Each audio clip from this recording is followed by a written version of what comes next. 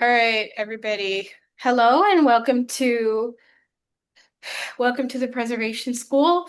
Thank you for joining us for today's event. Um, this is our event for the summer for now. It's a very timely kind of topic, and we hope there's a lot of interesting conversation that generates out of it. Any information about our upcoming programming can be found on our website, hdc.org. I'm going to put it in the chat for everyone new here. So if you have any questions about programming, you can contact me. I will also put I'll put my email in the chat. And today's class will be recorded and posted to our YouTube channel for free viewing. You may also watch all of our previous preservation school classes, virtual tours, and conference panels on our YouTube channel, which I will also put in the chat. I'd like to thank the New York City Department of Cultural Affairs, City Council, and the New York State Council of the Arts for supporting the Preservation School. If you have any questions about the contents of the presentation, you can add them to the chat and they will be addressed at the end during the Q&A. And now I will hand it over to Meisha Hunter to lead tonight's class. Take it away. Thanks. Thanks so much, Manure. My name is Meisha Hunter. I'm at Saltzman Architects, and I'm really grateful that Frampton asked me to give this lecture. And I know he's with us in spirit. And I also am thinking very much of Anne Friedman, because when I think about historic religious properties, I certainly think about her, and she recently passed away, so I know she's with us in spirit as well. So the topic for this evening is learning from St. Augustine, and we're going to talk about 74-711 special permit, preservation purpose, and affordable housing. And I should say that before I came to Lee Saltzman Architects, I used to work at the New York City Landmarks Preservation Commission. And when I worked there for 8 years, I did regulatory and design review. And one of the special desk assignments that I had was called the Church Lady. So it was looking at all of the applications relating to historic religious properties in New York. And that certainly left me with a very, very strong passion for historic religious properties and some of the concerns that I saw, that I witnessed, that I observed. So we're going to talk a little bit about all of these things this evening, and hopefully in the space of less than an hour, and give also some opportunity for some question and answer period at the end. So this is sort of the outline of what I was thinking we'll talk about tonight, a little bit about crisis of stewardship, a little bit about the need for affordable housing, especially in New York City, the topic of the nexus between the Landmarks Preservation Commission, historic religious properties, and development is something that I did a bit of a deep dive into. I can't say that I have a lot of depth of knowledge relating to affordable housing, but I, have done a bit of research about that for this presentation, and also some examples, bringing together landmarks approvals, historic religious properties and development, and definitely the 74-711 transfer of development rights, and the 74-711 special permit with development and preservation purpose figure largely in that assessment. And then that will provide a bit of a context for the discussion of St. Augustine of Hippo project, and talk a little bit about the project itself, the uniqueness of the historic designation report that the commission wrote only a year after the establishment of the commission, some of the regulatory approvals and the zoning waivers that are being sought, the 74-711 special permit, preservation purpose, restoration scope, cyclical maintenance plan, new development, and the construction protection plan. So I know it's a long list, but there's nothing wrong with being ambitious. So a number of years ago, I wrote a white paper that I called The Crisis of Stewardship, Historic Preservation Planning and Religious Properties. And in that document, I tried to really outline a number of the concerns that I observed for historic religious properties as they try to maintain their physical plant, seeing the costs of cyclical maintenance and the challenge of having to pay for that, looking at smaller donations and looking at the struggles of how to meet fiscal mission and physical plant needs, trying to educate owners and maintenance staff about appropriate maintenance, looking at smaller congregation sizes and the aging of the congregations, seeing smaller numbers of people in religious ministry, looking at the competitiveness and the limited availability of grant funding for historic religious properties. Certainly seeing the rise of desanctification and closure of these buildings, and religious communities selling and trying to establish themselves somewhere else. And then, of course, the deferred maintenance and demolition by neglect. And then pairing challenges with opportunities, I think it's always important to highlight where there are some positive things that are happening. Certainly creative partnerships and co-sharing of spaces happens where a religious community might not use their historic facility 7 days of the week. They might say, well, there might be some opportunity to rent out the space other times during the week and get some rental income from that. There could be religious communities that don't have a home and they might need to find a space within a certain neighborhood. So those types of creative partnerships can take place. Certainly, as I mentioned, the transfer of development rights is definitely a vehicle for generating income for religious properties that have unused air rights. The development and preservation purpose of the 74-711 as another mechanism. And then looking at ways basically of how can religious communities have income generating new construction, and the majority of the cases that I looked at lean more in the direction of market rate and luxury housing. There are a few examples, only two, of all affordable and or supportive housing, and then other examples where there's a percentage of affordable housing. But the bottom line that I observed is there's just very few examples of the affordable housing development associated with historic religious properties and active congregations. One of the economists that I really esteem is Donovan Ripkema. Professor Ripkema is a professor at the University of Pennsylvania. And he has certainly presented a number of reports and research relating to historic properties in New York City. And certainly he's also been engaged by the Landmarks Conservancy. He prepared a report called Reality and Recovery. He's also spoken and written about the theory of filtering. So in terms of filtering theory, I'm not an expert in this, but this is what I understand, that filtering is based on the law of supply and demand. So the theory goes that if you build more luxury housing, that there will be somehow more middle income and lower end housing that will be developed. This is the theory. And unfortunately, as you'll see, the theory might work in paper, but it doesn't work in practice. So in the end, supply has increased, and the unit at the bottom of the end of the market will be less expensive, but that is not the reality.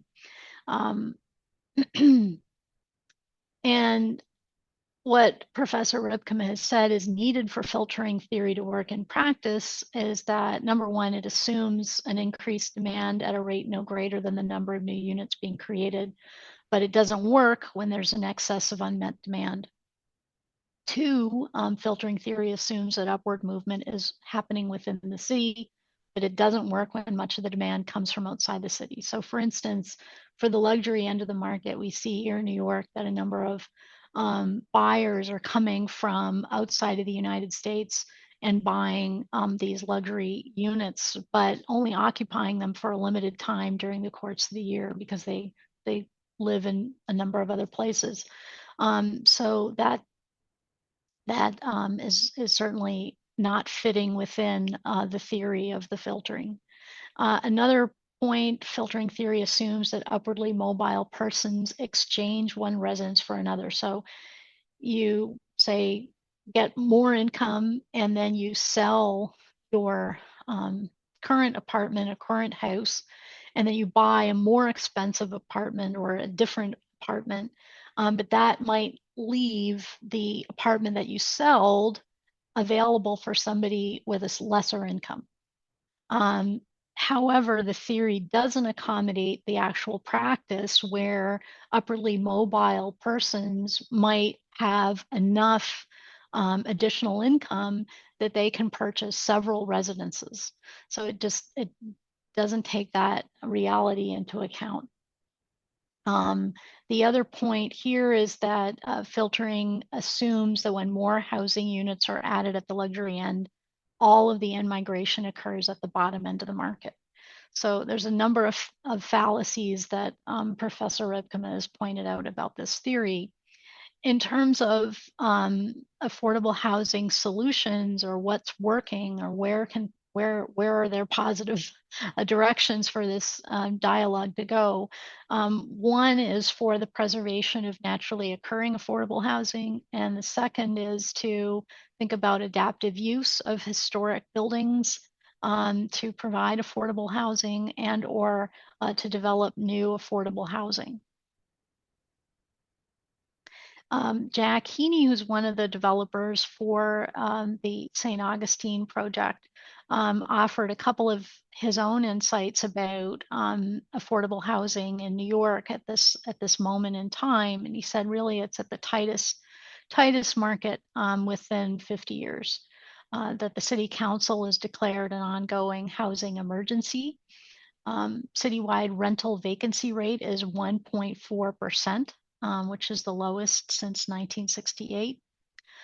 For anyone looking for an apartment at $1,100 a month, and I wouldn't even know where those can be found.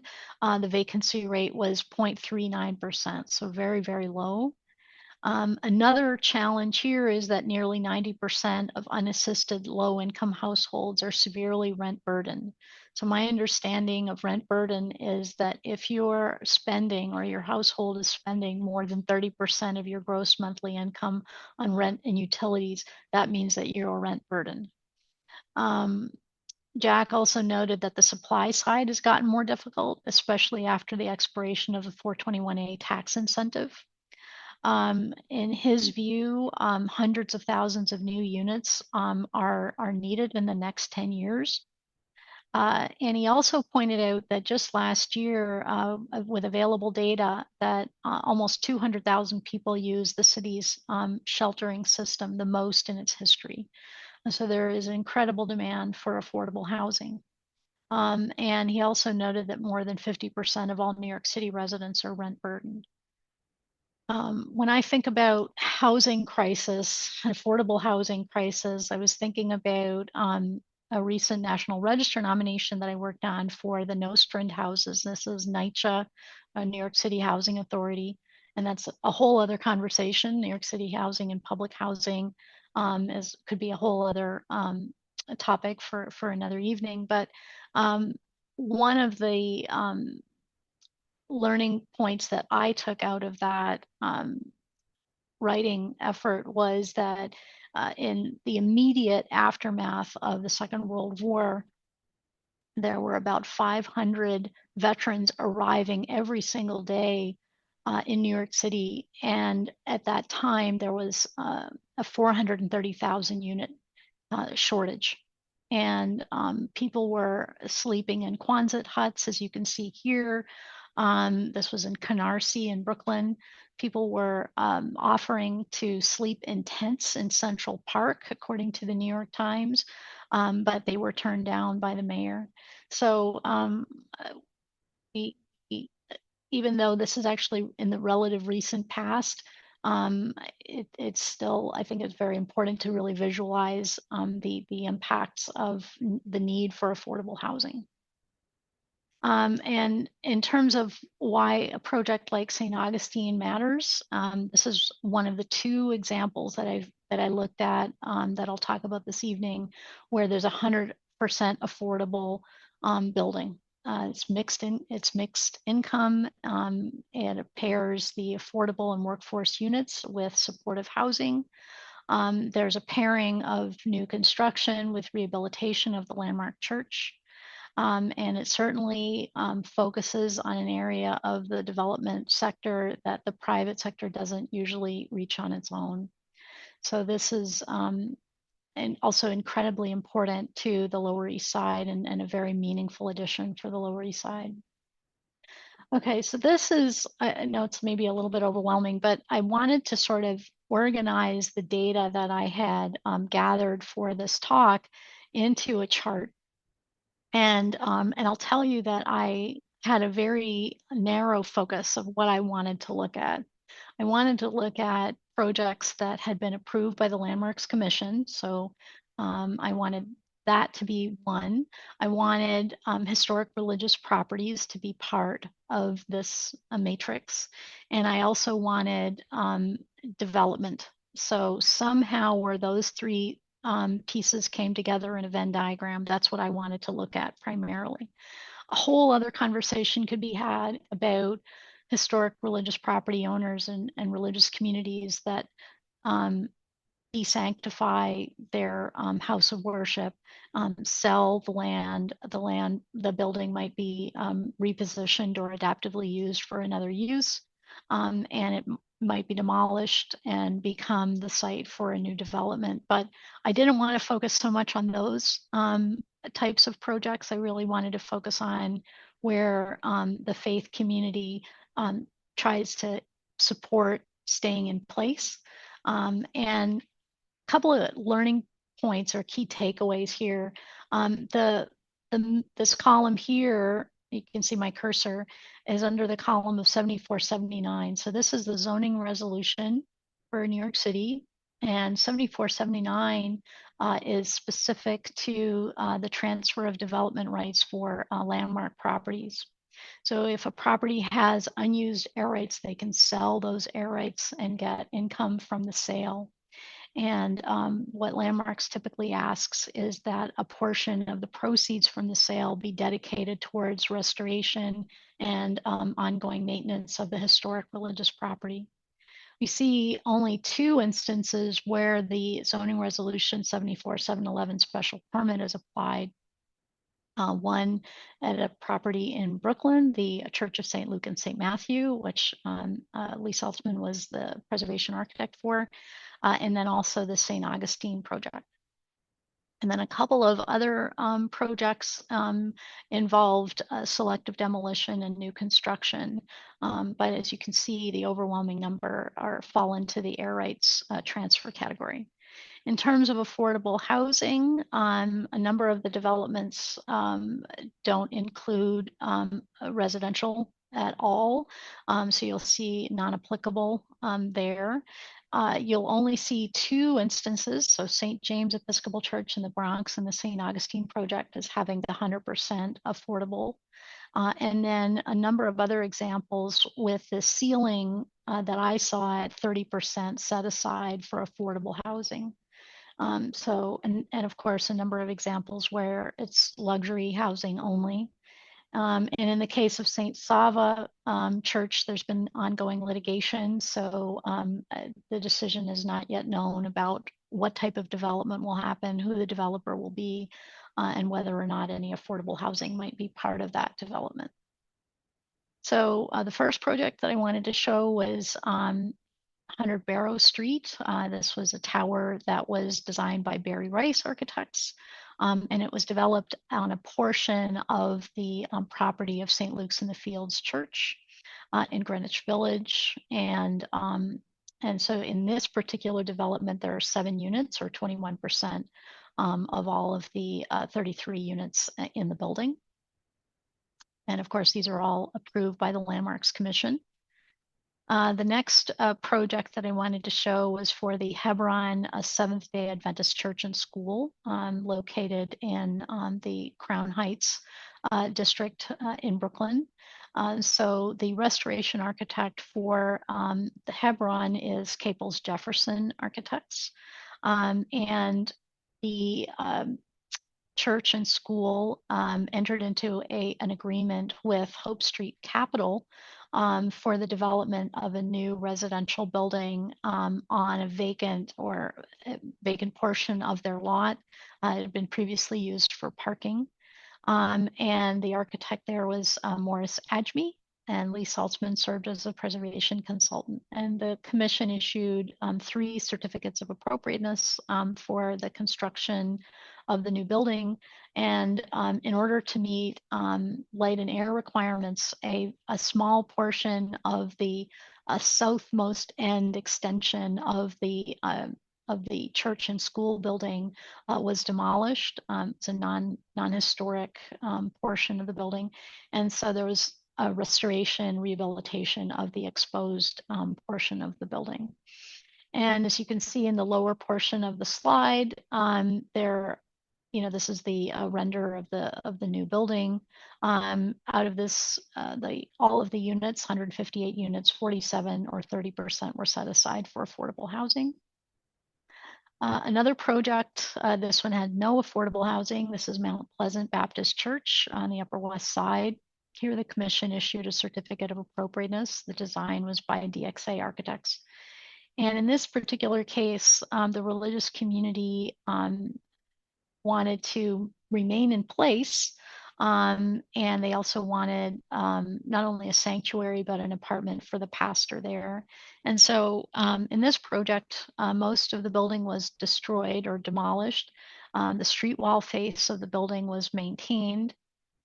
A new sanctuary and an apartment for the pastor was created, and luxury housing.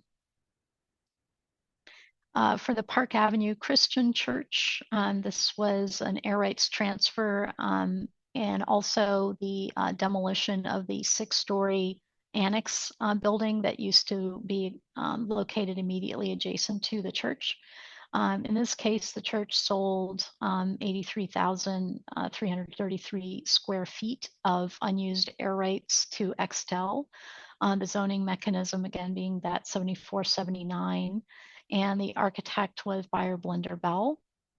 So out of this 16-story building, all luxury housing and no affordable units at all.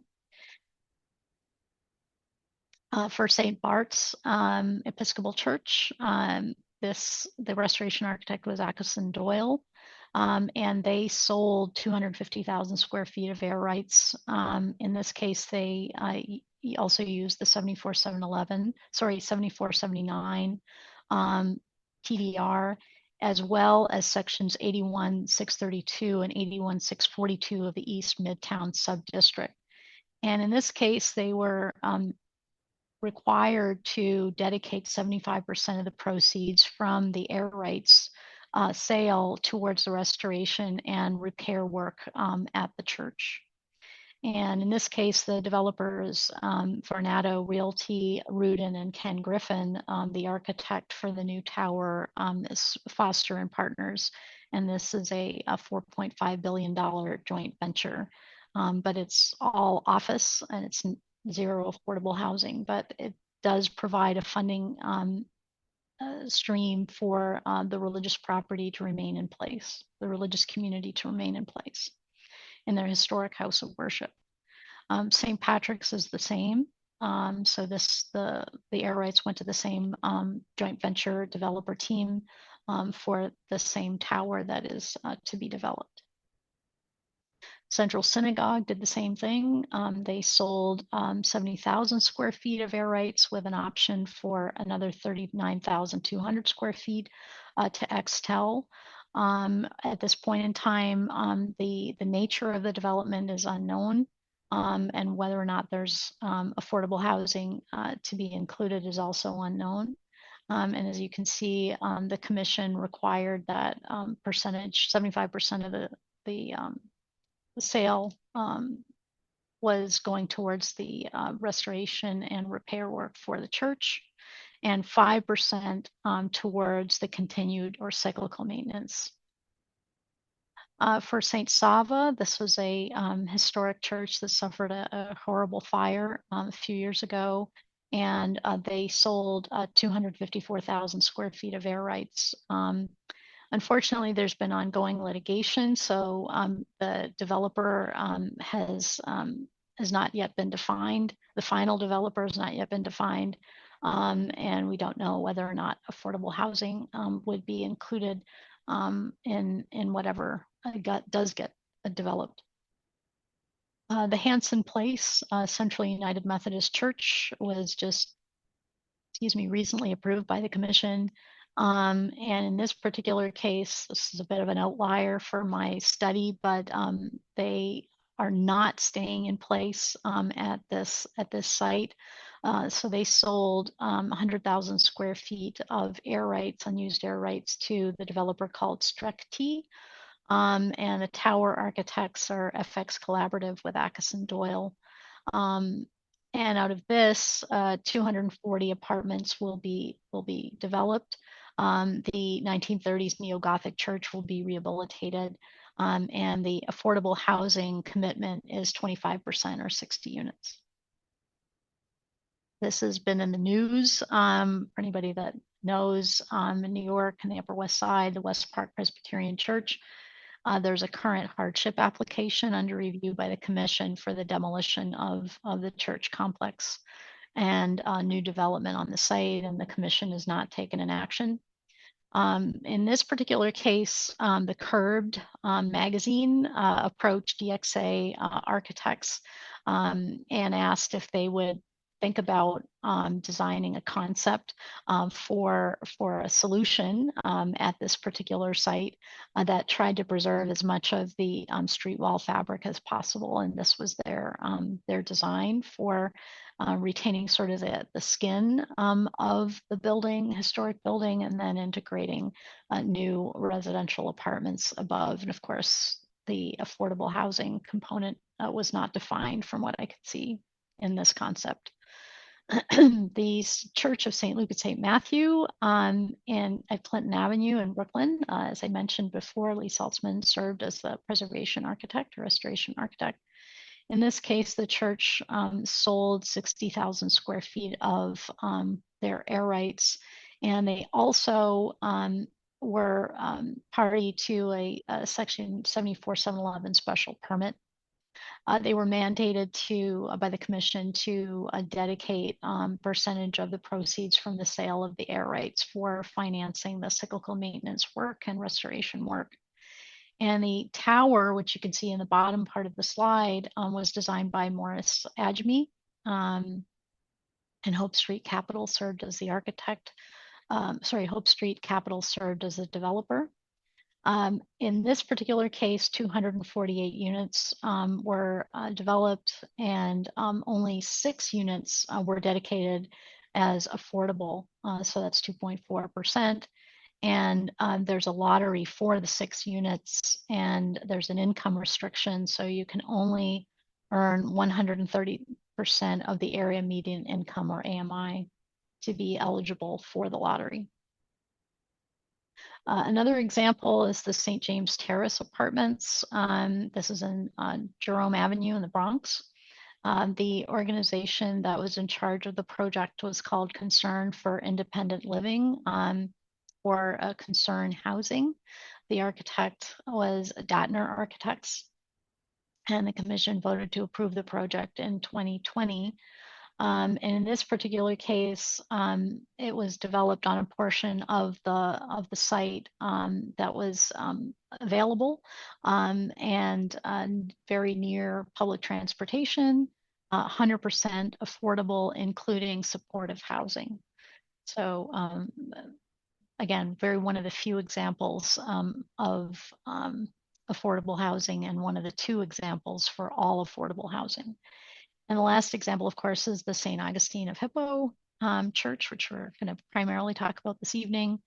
And the church has been in place in this particular historic building for almost 200 years. It's an individual New York City landmark. It's located within the New York State and National Register listed Lower East Side Historic District. And the church is very committed to maintaining its presence on the Lower East Side. In terms of core goals for the project was number one, preserving this historic community institution, providing a financial stability for the congregation, and delivering the 100% affordable housing. So 130 units of affordable housing would be developed in this project. There's a large team, so I'm not going to read all of them, but all I can tell you is that this is a very interdisciplinary team where we're all trying to play to strength and try to advance the project in as linear a manner as we can. And this is a rendering of the future project. So you can see the historic church in the foreground and the tower behind, and there's a connector that will link the tower and the landmark church. Just to try to understand, if you don't know this area of the Lower East Side, I just thought I'd show a sort of site plan. So if you can follow my cursor, you can see that this is the outline of the historic church fronting onto Henry Street. There's an areaway on the east side and the west side here, a little bit of an areaway, but primarily on the east, and that's where the barrier-free access is located. And then the tower that's proposed here with the entrance on Madison Street. And then the connector that you can see sort of wrapping around the end of the historic church. Just to give briefly a little bit of history, 1819, the All Saints Mission was founded and the parish was organized 5 years later. The construction of the church occurred between 1827 to 29. Designed in the late Federal Revival style with Gothic lancet windows.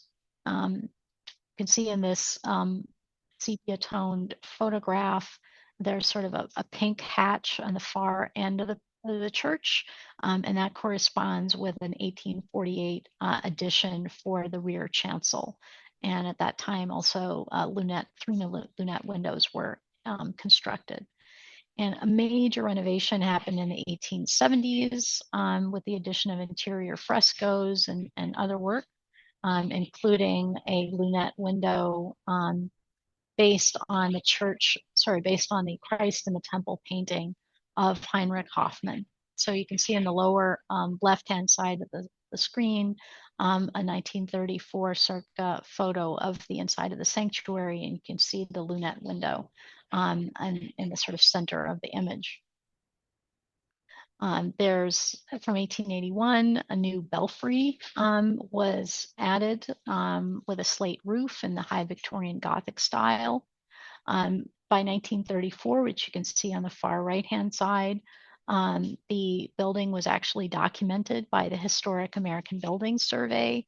And we know that this balustrade was removed, the wood tower was removed, and also the east and west lunette windows at the chancel were infilled prior to the Habs documentation.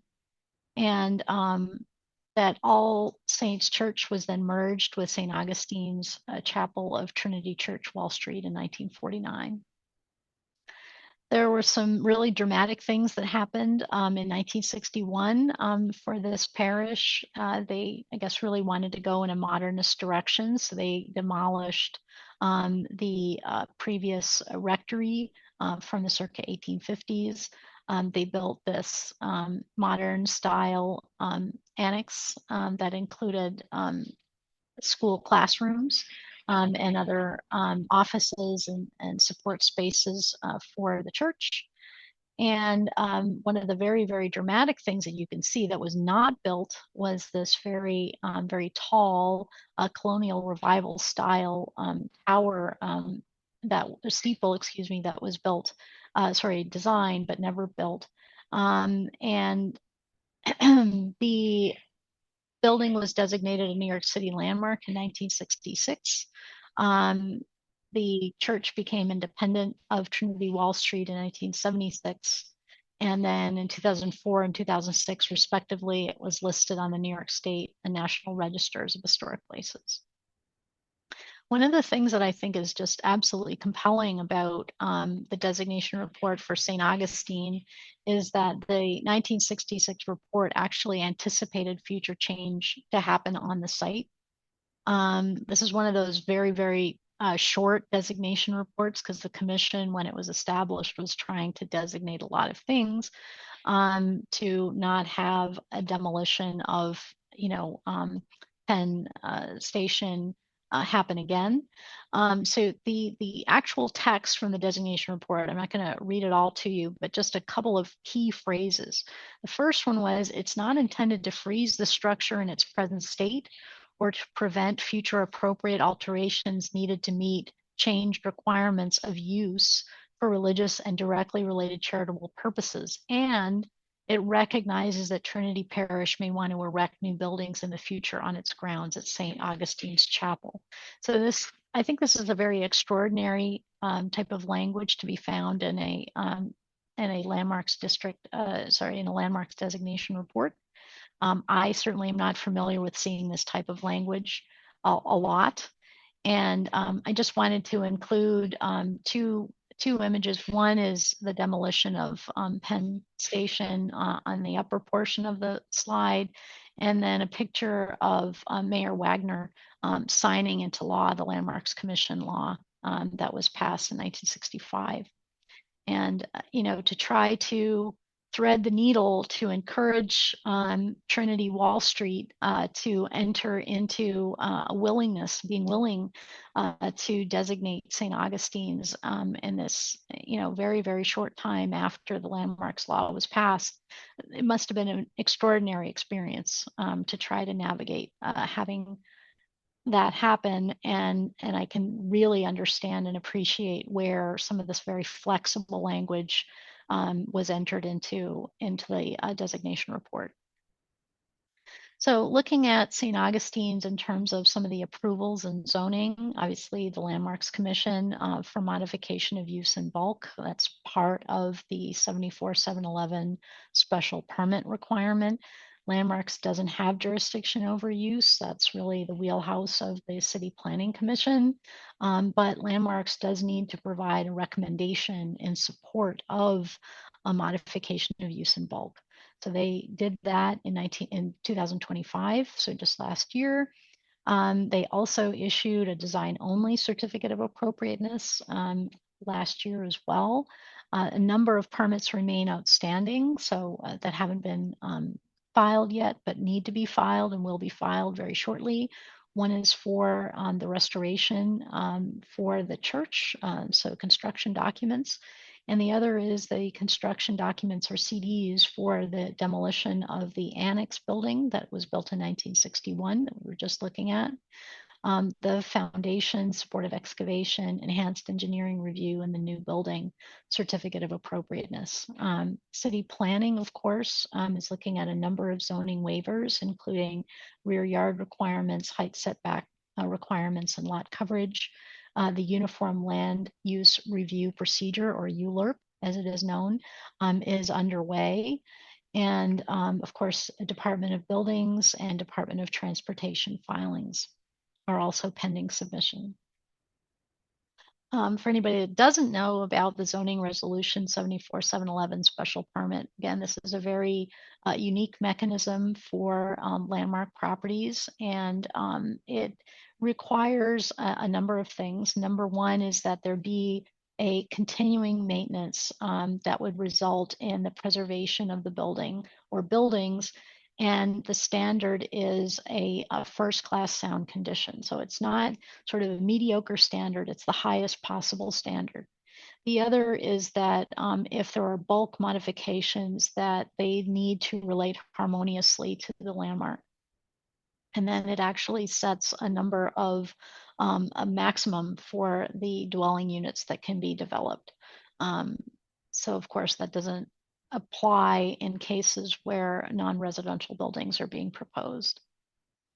In terms of the overall scope of the work, I'm not going to read all of this to you, but there's a very robust preservation purpose for St. Augustine's, I think, and everything from the restoration of exterior masonry, addressing compromised structural condition, particularly at the west retaining wall, as well as some interior components, replacing non-historic lancet windows with new windows that will recall the fixed and triple hung operability of the historic multi-light wood windows, but in aluminum, and looking at restoring and repairing wood elements, removing later accretions, and then one of the very dramatic pieces will be adding a new balustrade at the top of the bell tower. And at some future stage, replacing the asphalt shingle roof assembly with new cedar shingle or synthetic roofing, and re-exposing the lunette windows on the church interior. So there's a plan for the current campaign of work, and then there can be a potential or future phase of restorative work. So these elevations that are marked up just to try to show you generally where some of this restorative work is going to happen at St. Augustine. So as I mentioned, that balustrade being put on top of the bell tower, and this is based on the earlier drawing documentation that was found at Trinity Wall Street Archives, replacing these lancet windows, restoring the entrance doors. As you can see, the same sort of scope on the west elevation, but this is where that retaining wall is going to be rebuilt. And then all of these lancet windows that will be new, the balustrade at the top of the bell tower. Here, that lunette window at the south elevation would be re-exposed on the exterior side. Wood cornice restoration, the balustrade here. And on the east elevation, we can see also the window scope and other restorative work. As part of Lee Saltzman's scope, we also prepared a cyclical maintenance plan for the church that would give them guidance about how to do ongoing cyclical maintenance, which is their obligation. And that every 7 years after the issuance of the notice of compliance, so once the current restorative work is completed, then the clock will start and they'll have to do this restorative evaluation in 7 years and perform any restorative work that's recommended by a preservation architect or engineer.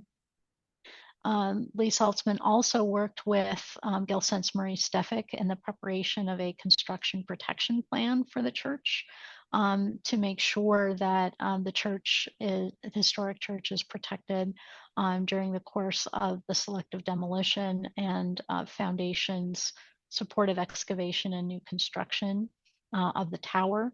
And the regulatory compliance pieces here, Department of Buildings, Technical Policy and Procedure Notice 10 of 88. And I didn't include it, but it's the Landmarks Preservation Commission excavation rule. So this would include pre-documentation survey, vibration monitoring, crack monitoring, and then photo documentation after all the construction is complete. And then the new development, as you can see, the 100% income restricted building, 130 units.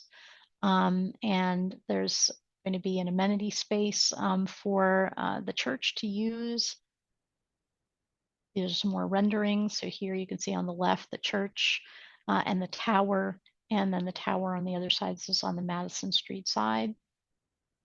A little bit on the unit mix, so that 130 will include a supers unit and then a mix of studio, 1 bedroom and 2 bedroom.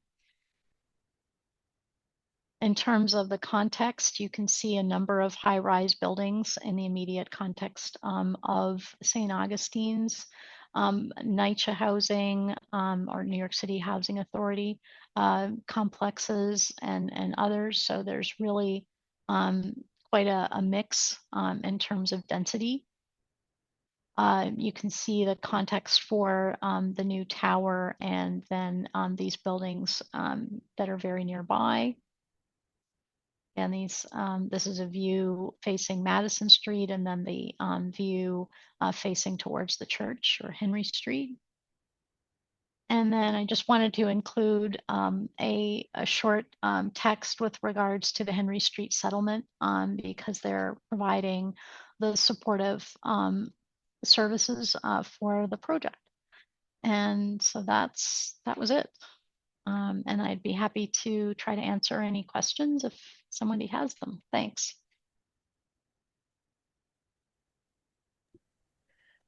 Thank you so much for sharing all of that information with us. I do have a couple of questions, but I want to open it up to anybody else who would like to ask. So is there anybody who has any questions for Meisha about the project? I have a quick question. Hi, this is Jamil Wright from Den Wolf. Um, in terms of, and thank you for sharing that this preservation, being involved in the project, it's very exciting to learn more about it. And in terms of the difference between the 7479 and the 74711, at least from the perspective of preservation, where do you see that an organization might prefer to go the route of the 74711 versus the 7479? So taking out of the picture the bulk changes versus being able to change the FAR, because it seems like the FAR change is the biggest, being able to increase the FAR is the biggest driver or motivation, it seems like, for the 79. But from a preservation standpoint, is there one preferred direction or another? That's a really good question. I really appreciate it, Jamil. I mean, what I'm seeing from this particular study that I did to prepare for this lecture is certainly, more religious communities and owners of religious properties go in the direction of the as zoning resolution 7479 or transfer of development rights option. Very few go in the direction that I could see in this particular study in the direction of the 74711. I think from a preservation perspective, there are advantages and disadvantages, obviously, to both. And some projects don't employ either of these mechanisms at all, and still are able to provide an income stream or receive an income stream from new development. So I one of the topics that has come up and off and on for a number of years, and it was raised, from my understanding, from the New York NYU, New York University.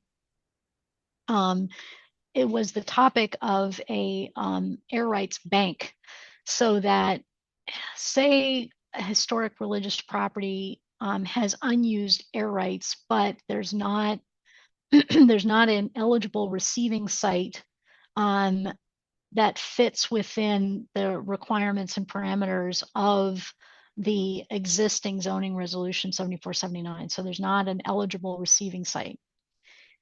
The idea of the bank would be that you could sell the unused air rights to the bank. The bank would pay you for the unused air rights, and then they would be able to market and sell those units to other developers that could use them in other locations.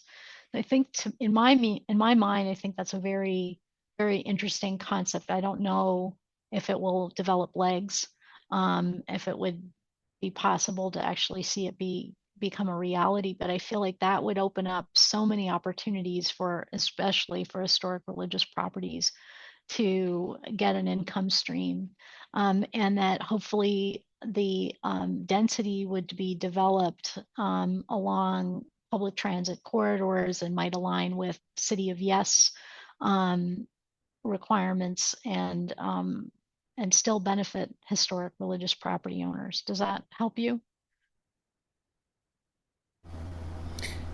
Yeah, I think, and also in terms of being curious as to why this particular project chose that route of 711 versus 79.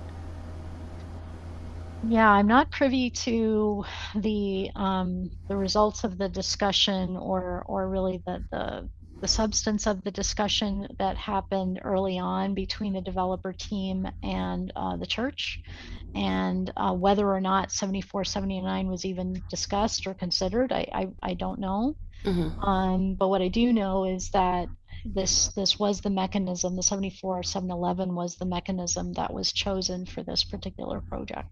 Okay, thank you. You're welcome. Anybody else? You can raise your hand or put it in the chat.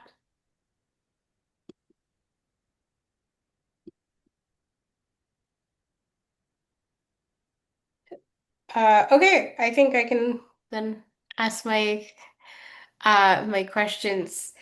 Misha, I'd like to talk. Oh, okay, Linda, you have a comment. Go ahead.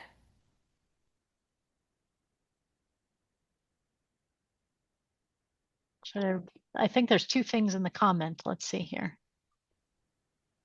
Oh, go ahead, Linda.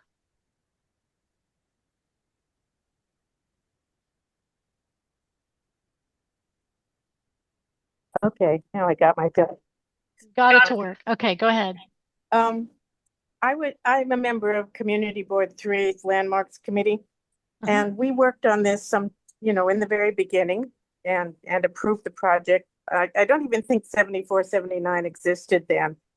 They didn't have a choice really. But I think this is a wonderful project. We loved it when we reviewed it. It couldn't be better in terms of the community, and it both provides care for a very important landmark which really, that church doesn't have any money, so they needed something, and also provides affordable housing, so kind of thing a community board likes. What I noticed when we were reviewing it, we spent a lot of time inside the church, which of course isn't part of this project. That church has a historic organ, which is non-functional. And it's an important organ. It's noted in all the organs. And that church needs an angel to come and support the restoration of that organ to really complete this project. So I hope somebody listening has some money and would like to do that. Thanks very much, Linda. I sure hope that there might be an organ angel out there as well, for this church. There is one more comment from Rosemary Hunter. Oh, go ahead. Thank you for the presentation. I'm Misha's mom. I was thinking whether I should say it was very good. I was very interested to hear that that zoning 74-711 has a continual maintenance of high standard. Does that take place for most buildings or just certain buildings?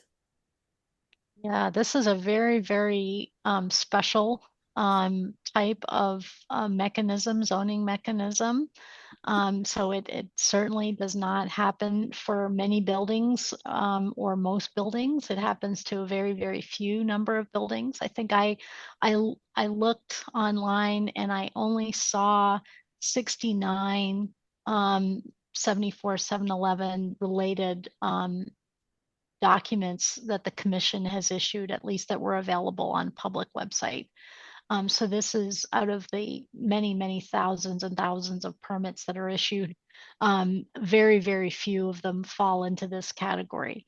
And while owners of landmark buildings are expected to preserve their buildings in good order, right? And in good condition. That's sort of a general expectation. In the case of 74-711 special permit, where development is allowed with a preservation purpose. The preservation purpose has attached to it the requirement for maintaining the building in that first class sound condition in perpetuity. So forever.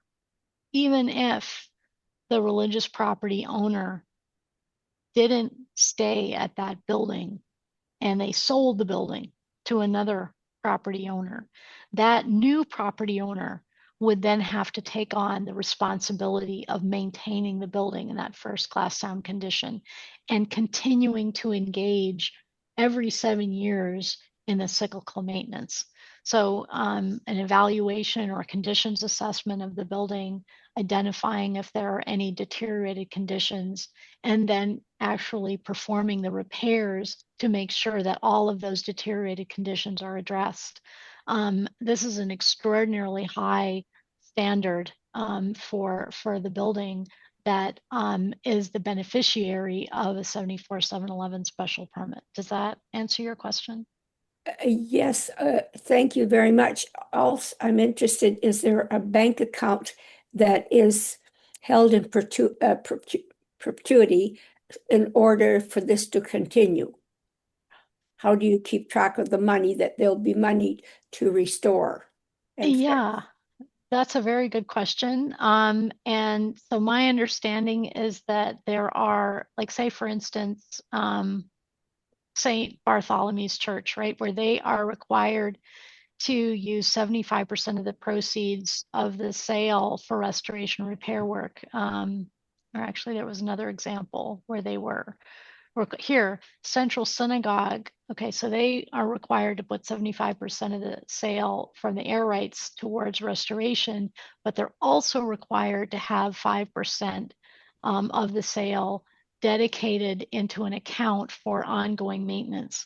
So my understanding is that the Landmarks Preservation Commission coordinates with the attorney for the owner, the property owner, in setting up an escrow account or an escrow agreement.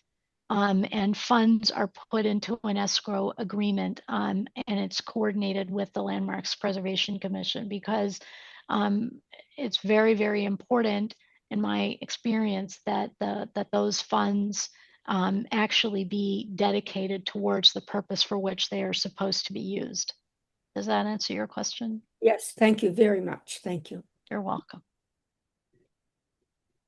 Okay, it is 7:02, and I want to be mindful of everybody's time. Is there any last comments, questions, concerns? Going once, going twice. And we're done. Thank you everybody for joining us. And thank you everybody for joining us. We will have this video up on YouTube soon if you'd like to share it with anybody else. And yeah, I hope you have a great evening and stay cool, especially with the heat in the next few days. Thank you. Thanks. Thank you. Thanks so much, Manure. Thanks Thank you everybody so for much, coming. Meisha, for Yeah. sharing all of this. Thanks Very, again. Take very care. well, very well done. Thank you. Thank Thank you.